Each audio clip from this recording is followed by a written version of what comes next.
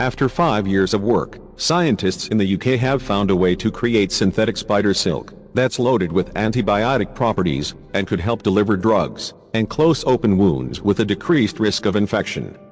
The new material takes silk, which is synthesized from E. coli bacteria, and adheres molecules to its structure, infusing it with different substances that make for a better bandage. Our technique allows the rapid generation of biocompatible, mono or multifunctionalist silk structures for use in a wide range of applications, said corresponding author Neil Thomas, from the University of Nottingham. These will be particularly useful in the fields of tissue engineering and biomedicine. While it might seem odd, spider silk is actually a pretty incredible material when it comes to first aid. It's biocompatible, biodegradable, protein-based, and it isn't known to cause any sort of immune, inflammatory or allergic reactions.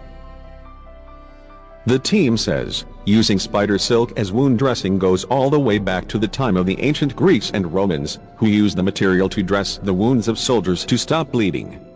This process usually involved soldiers using a honey vinegar mixture as an antiseptic to keep the wound clean, and then wrapping it in wads of spider silk to keep it safe.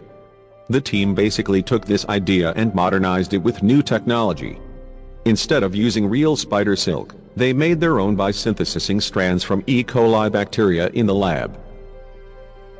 Once they had that procedure down pat, they discovered that they could decorate the silk by covering it with antibiotic levofloxacin, a drug commonly used for treating bacterial infections. To pull that off, the molecules are clicked into place inside a solution of synthesized spider silk, before the proteins are turned into the actual strands. The best way to envision this is to think of a ball of yarn. Before its individual strands, yarn is just a bunch of fibers. In that phase, before it is spun into strands, you can add extra materials or dyes. Then, when that's all done, you can make it into actual yarn with those added properties. The team is doing the exact same thing but on a much smaller, more scientific level by binding antibiotics to the raw materials needed to spin synthetic spider silk, creating an infusion of silk and antibiotics.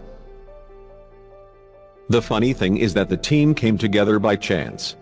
5 years ago, the team's leaders, Neil Thomas and Sarah Goodacher, both from the University of Nottingham, met at an event when Goodacher prompted an audience to help her make spider silk. At the end of the session, Neil came up to me and said, "I think my group could make that," Goodacher recounts. He also suggested that there might be more interesting tweaks one could make so that the silk could be decorated with different, useful, compounds either permanently or which could be released over time due to a change in the acidity of the environment. From that moment on, the team worked together to come up with ways to make the spider silk, and the potential bandage of the future, eventually coming to the antibiotic-laced version of the material that they have today. It is likely that this paper is just the start of a very exciting range of studies using the new spider silk material, Goodacher said. The team's work has been published in Advanced Materials,